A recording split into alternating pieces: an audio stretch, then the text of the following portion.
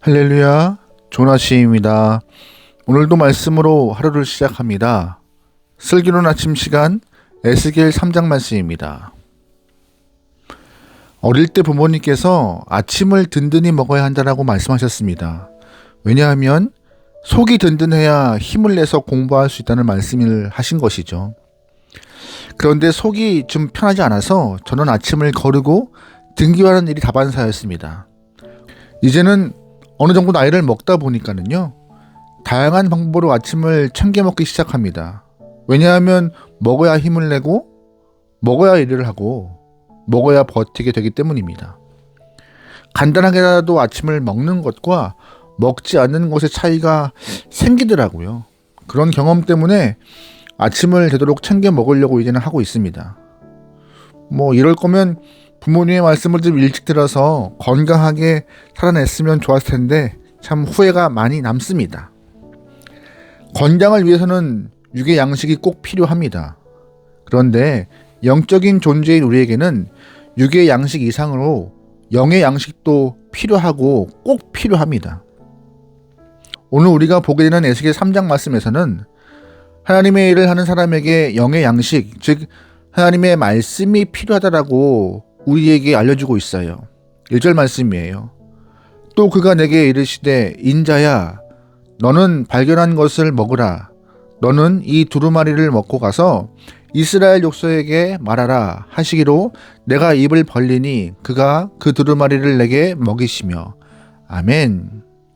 하나님은 인자라고 불리는 벤 아담 흑의 아들인 에스겔을 선지자로 세우시고 그가 사역하기 전에 받아먹게 하신 것이 있었습니다. 바로 두루마리 말씀이었습니다. 그래서 에스겔은 환상 중에 하나님께서 주신 말씀을 먹게 돼요. 본격적으로 말씀 사역하기 전에 하나님께서는 선지자에게 말씀을 먹으셨는데 이것은 말씀을 먹고 힘을 내야 하나님의 뜻을 갖고 온전히 일할 수 있다라는 것을 알려주신 것이었습니다. 그런데 단순히 말씀을 먹는 것으로 끝내지 않습니다. 말씀을 먹고 소화시키는 데까지 나아가라고 말씀하세요. 3절이에요. 내게 이르시되 인자야 내가 내게 주는 이 두루마리를 내 배에 넣으며 내 창자에 채우라 하시기에 내가 먹으니 그것이 내 입에서 달기가 꿀 같더라. 아멘. 하나님께서는 에스겔에게 말씀을 먹고 삼키는 것으로 끝내지 말고 소화시켜서 에너지로 만들어내라고 하신 것이에요. 왜냐하면 에너지가 있어야 일할 수 있기 때문입니다. 일반적으로 음식을 먹을 때도 천천히 꼭꼭 씹어 먹어 소화시킨 이후에 몸에 에너지가 생겨서 건강한 일상생활을 할 수 있는 것입니다. 영적 에너지도 마찬가지예요. 우리가 하나님의 일을 하기 전에 말씀을 먹지만 이것을 소화시키지 않으면 영적 에너지가 생기지 않습니다. 그럼 하나님의 말씀을 소화시키는 것은 어떤 의미일까요? 말씀으로 살아내는 것이 말씀을 소화시키는 것입니다. 하나님께서 말씀을 주시지만 말씀대로 살지 않으면 영적 에너지가 바뀌어지지 않는 것이에요. 우리는 지금까지 많은 믿음의 선배들을 보았습니다. 그들 중에서 영적인 파워와 에너지를 가진 사람들은 모두 말씀을 받고 몸으로 드러냈던 말씀으로 살아냈던 사람들이었어요. 귀로만 듣고 소화시키지 못한 사람이 아니라 말씀대로 살아서 영적 에너지를 만든 영혼들이었죠. 그런 사람들은 주변에 아주 많은 영향력을, 선한 영향력을 끼치는 것입니다. 하나님께서도 에스겔에게 내가 먹여주는 말씀을 먹는 것으로 끝내지 말고 소화시켜서 에너지로 만들라라고 말씀하시는 거였어요. 오늘 우리에게도 이 말씀이 필요합니다. 영적인 전쟁터인 이 땅에서 승리하기 위해서는 하나님의 말씀이 소화되어야 하는 것이고 소화된 말씀이 에너지가 되어서 삶을 역동적으로 움직이게 하기 때문에 우리에게는 말씀을 소화시키는 것이 필요해요. 여러분 그러기에 주의 말씀을 먹는 것으로 그치지 않고 실천하며 살아갈 수 있길 소망합니다. 그래야 악한 마귀가 우리의 곁에 붙지 못하고 견디지 못할 것이며 우리 곁에서 사라질 것입니다. 아멘. 또한 하나님께서 에스겔에게 말씀을 소화시키라 하신 이유가 있습니다. 왜냐하면 소화시켜야 그를 보낼 수 있기 때문입니다. 어떤 이에게 보내요? 5절 말씀이에요. 너를 언어가 다르거나 말이 어려운 백성에게 보내는 것이 아니요 이스라엘 족속에게 보내는 것이라. 아멘. 타 문화권 선교사로 에스겔을 보내는 것이 아닙니다. 같은 민족, 같은 말을 쓰는 이스라엘 영혼들에게 에스겔을 보내시기로 한 거예요. 말이 통하는 같은 민족이라면 사역하기가 어렵지 않을 것입니다.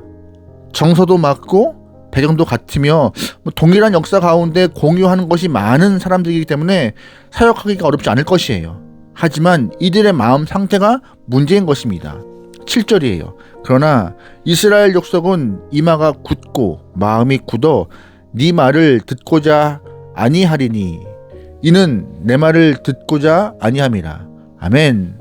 하나님께서는 7절 말씀에서 두 번이나 반복적으로 내 말을 듣고자 아니함이라고 말씀하세요. 그들은 이마가 굳고 마음이 굳은 사람이라 말하고 계십니다. 누가요? 이스라엘 사람들이요. 마음과 머리가 단단하게 화석화되었기 때문에 하나님의 말씀을 전한다 해도 제대로 받아들이지 못한 상태가 된다는 것이에요. 그러므로 에스겔은 더욱 강력하게 무장해야 될 필요가 있었습니다. 그래서 말씀이 더 필요했던 것이에요. 그래서 말씀을 소화시키는 것이 더 필요했던 영혼이었습니다. 만약 에스겔 선지자가 하나님의 말씀으로 무장하지 않은 상태에서 자신의 능력과 경험을 믿고 패역한 사람들에게 나아갔다면 얼마나 견디면서 살겠을까요? 중간에 포기하지 않았을까요? 제 짐작이라면 포기할 수 있었을 것입니다.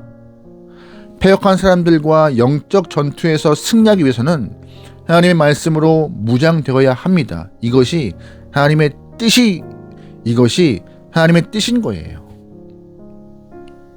단단하고 아주 강력한 껍질로 무장된 사람들이 에스겔 시대에만 살았던 이스라엘 민족이었을까요? 아닙니다. 우리가 만나고 있는 많은 사람들, 함께 살아가는 주변의 많은 사람들이 화석화된 마음을 갖고 살아가는 사람들입니다. 그러기에 우리 또한 하나님의 말씀을 갖고 그러기에 우리 또한 하나님의 말씀을 무기 삼아 말씀을 소화시키고 나가야 하는 영혼이 그러기에 우리도 하나님의 말씀을 무기 삼아 하나님의 말씀을 가지고 그 말씀을 소화시키면서 살아가는 영혼이 되어야 하는 것입니다. 그러니까 자신을 위하여서, 제자들을 위하여서, 백성을 위하여서 기도하는 모습이 나와요. 특별히 제자들을 위해 기도할 때 주님은 가슴 아프게 여기신 것이 무엇이냐? 악한 세상에 제자들을 남겨두고 떠나는 것이 가슴 아프셨던 것이에요. 그래서 예수님은 진리로 그들을 거룩하게 해달라고 기도하시는 부분이 나와요. 진리가 무엇이에요? 다름 아니라 하나님의 말씀이요. 왜냐하면 하나님의 말씀으로 제자들이 거룩하게 되면 악한 세상에서 승리할 수 있기 때문입니다. 말씀의 힘이 그만큼 강한 것이에요. 주님은 이 진리가 세상을 이길 수 있다 말씀하시는 것이고 우리에게도 그 말씀을 먹고 소화시키라 하시는 것입니다. 악한 영혼들의 괴계에 지지 않는 하나님의 거룩한 영혼, 건강한 영혼 되기를 주님으로 축원합니다. 아멘. 기도하시겠습니다. 사랑의 하나님, 오늘도 우리가 이 땅 가운데 말씀으로 살아가 승리할 수 있는 귀한 영혼들에게 인도하여 주십소서. 무엇을 무기 삼고 살아가고 있습니까? 세상이 말하고 있는 학력과 경력과 경험들이 무기가 아니라 주의 말씀이 무기가 되어서 참 진리로 승리케 나오니 우리에게 말씀을 허락하시고 그 말씀을 소화시켜서 말씀의 에너지를 갖고 살아갈 수 있는 귀한 영혼들에게 인도하여 주시옵소서. 모든 걸 맡기오며 예수님의 이름으로 기도합니다. 아멘.